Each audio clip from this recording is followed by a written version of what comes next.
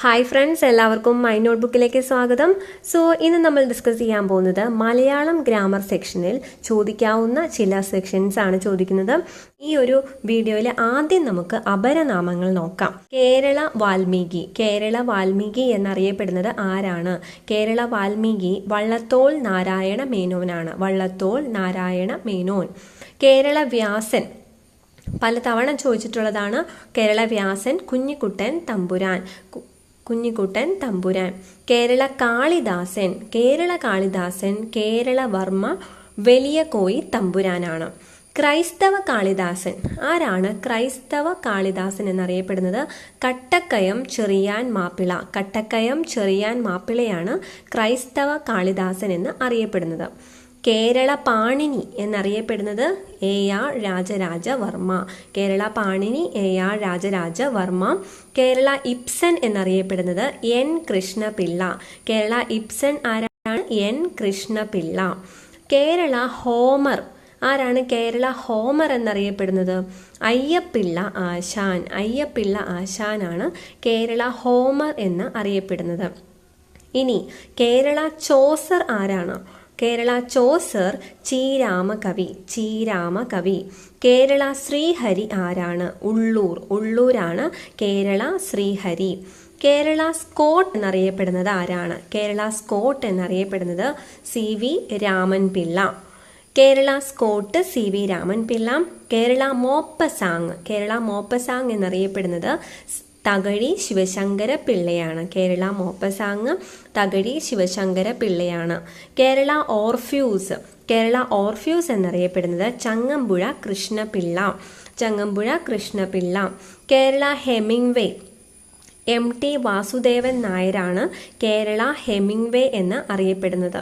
കേരള തുളസീദാസ് ആരാണ്? കേരള തുളസീദാസ് വെണ്ണിക്കുളം ഗോപാലക്കുറുപ്പാണ് കേരള തുളസീദാസ്. കേരള സൂർദാസ് പൂന്താനം നമ്പൂതിരി.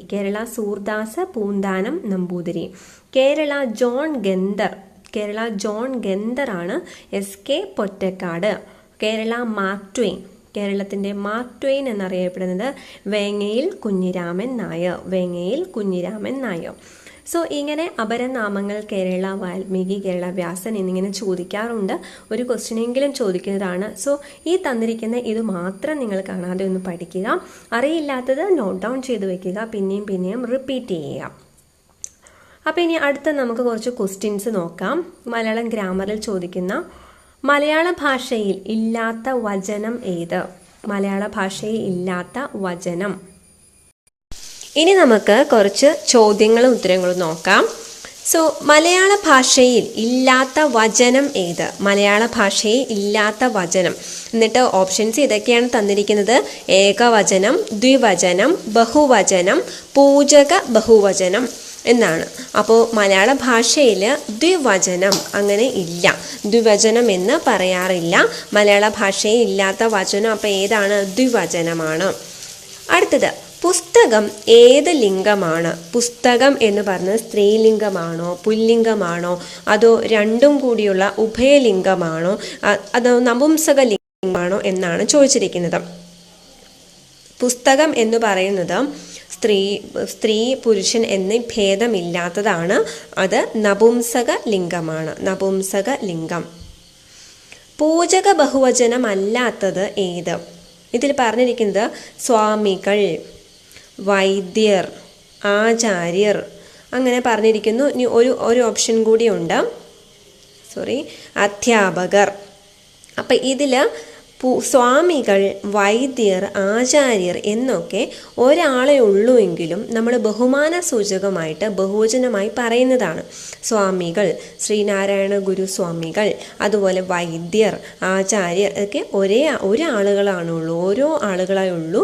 പക്ഷെ അത് ബഹുവചനമായിട്ട് പറയുന്നതിന് കാരണം ബഹുമാന സൂചകമായിട്ടാണ്. അതാണ് പൂജകം എന്ന് പറയുന്നത്.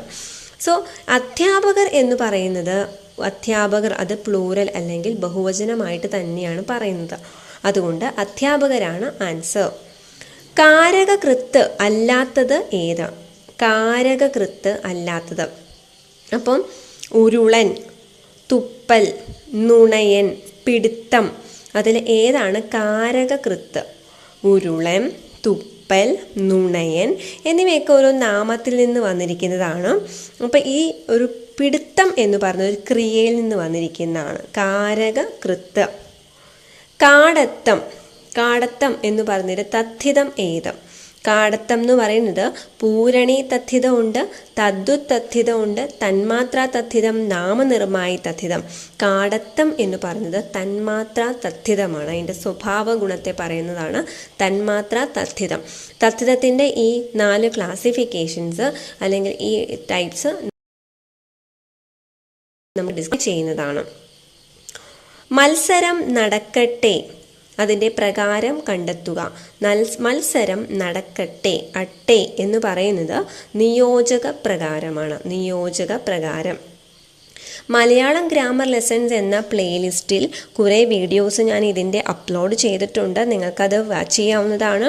അതിൽ ഓരോ ഗ്രാമർ സെക്ഷൻസും വിശദമായി കൊടുത്തിട്ടുണ്ട്, അതും കാണുക. അത് കുറേ നാൾ മുമ്പ് തന്നെ അപ്ലോഡ് ചെയ്തിരിക്കുന്നതാണ് മലയാളം ഗ്രാമർ ലെസൺ. ഇനി പ്ലേലിസ്റ്റ് എടുക്കുന്നത് എങ്ങനെയാണെന്ന് നിങ്ങൾക്ക് അറിയാമല്ലോ. ഈ ഒരു വീഡിയോ കാണുമ്പോൾ തന്നെ മൈ നോട്ട്ബുക്ക് എന്ന് പേര് എഴുതിയിരിക്കുന്നിടത്ത് ക്ലിക്ക് ചെയ്താൽ മൈ നോട്ട്ബുക്കിൻ്റെ മെയിൻ പേജിലേക്ക് പോകുന്നതാണ്. ആ ഒരു ഹോം പേജിനകത്ത് പ്ലേലിസ്റ്റുകൾ, അപ്ലോഡ് ചെയ്തിട്ടുള്ള വീഡിയോകൾ അങ്ങനെ കാണാൻ സാധിക്കും. പ്ലേലിസ്റ്റിൽ തന്നെ ഒരു 3-4 പുതിയ പ്ലേലിസ്റ്റുകളായിരിക്കും ഡിസ്പ്ലേ ചെയ്തിട്ടുണ്ടാവുക. അതിൽ വ്യൂ മോർ എന്ന് എടുത്തു കഴിയുമ്പോൾ നിങ്ങൾക്ക് മലയാളം ഗ്രാമർ ലെസൺസും കാണാൻ സാധിക്കും. അല്ലെങ്കിൽ Malayalam grammar lessons my notebook എന്ന് പറഞ്ഞിട്ട് സെർച്ച് ചെയ്താലും മതി. ഒന്നാമൻ എന്നതിൻ്റെ തദ്ധിതം ഏതാണ്? പൂരണി തദ്ധിതം. ഒന്നാമൻ എന്നതിൻ്റെ തദ്ധിതം ഏതാണ്? പൂരണി തദ്ധിതം. തദ്ധിതത്തിൻ്റെ ക്ലാസ് ഉണ്ട്, കാണാൻ ശ്രമിക്കുക. ജ്യോതി സ്മിതയുടെ വീട്ടിൽ പോയി എന്ന വാക്യത്തിൽ സ്മിതയുടെ എന്നതിൽ ഉപയോഗിച്ചിരിക്കുന്ന വിഭക്തി ഏത്? സ്മിതയുടെ, ഉടേ, ഇൻ്റെ എന്നൊക്കെ പറയുന്നത് ഏതാണ്? സംബന്ധിക വിഭക്തിയാണ്.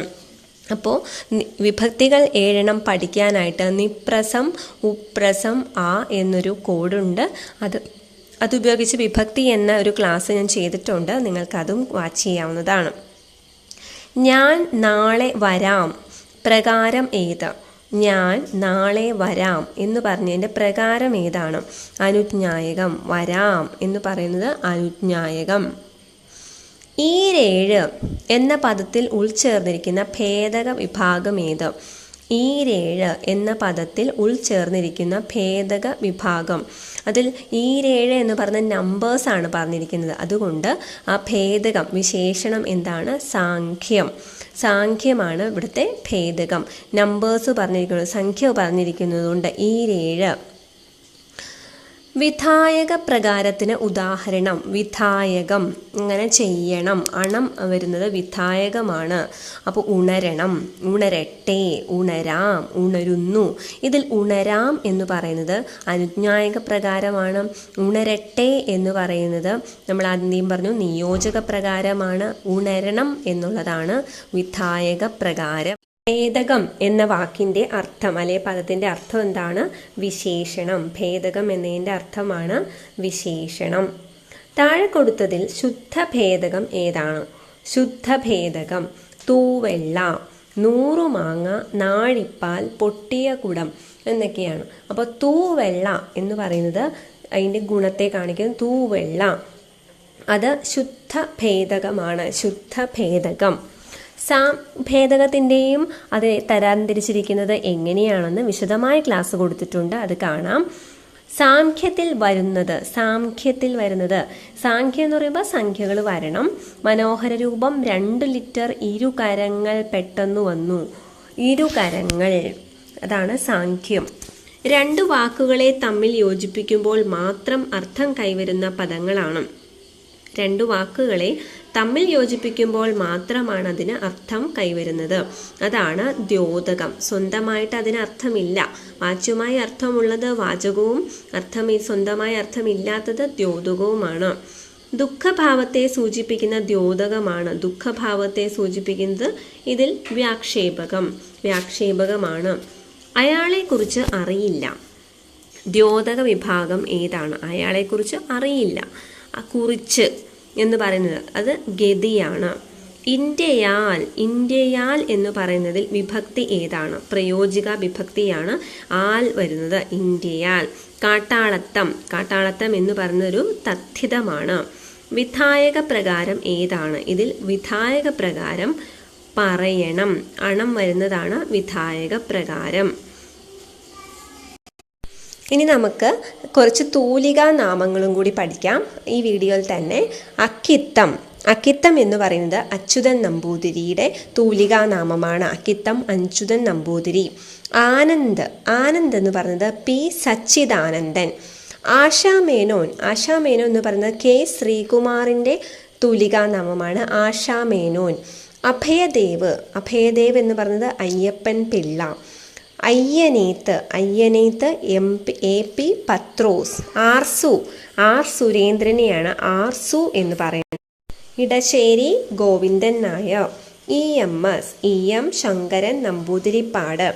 എം കോവൂർ എന്ന് പറഞ്ഞ മാത്യു ഐപ്പാണ്. ഇടമറുക് എന്ന് പറയുന്നത് ജോസഫ്. ഇന്ദുചൂടൻ കെ നീലകണ്ഠൻ്റേതാണ് ഇന്ദുചൂടൻ എന്ന പേര്. E V Krishna Pillai. Uroob P C Kuttikrishnan. S K Pottekkatt. N Kakkad Narayanan നമ്പൂതിരിയാണ് എൻ കക്കാട് എന്ന പേരിൽ എഴുതുന്നത്. M R Bhattathiripad. K C Chenkulath Cheriya Kunhiramamenon. Ekalavyan K M Mathews. M P അപ്പൻ M Ponnappan. K Puthussery Augustine Kunjagasthi Puthussery. Olappamanna Subrahmanyan Namboothiri. Omchery N Narayana Pillai. ON Velukkurup. കൽക്കി ആർ കൃഷ്ണമൂർത്തിയാണ് കൽക്കി എന്നറിയപ്പെടുന്നത് എന്ന പേരിൽ എഴുതുന്നത്. കാക്കനാടൻ ജോർജ് വർഗീസ്. കേസരി എ ബാലകൃഷ്ണ പിള്ള. കടമനിട്ട രാമകൃഷ്ണ പണിക്കർ. അപ്പോൾ thank you for watching this video.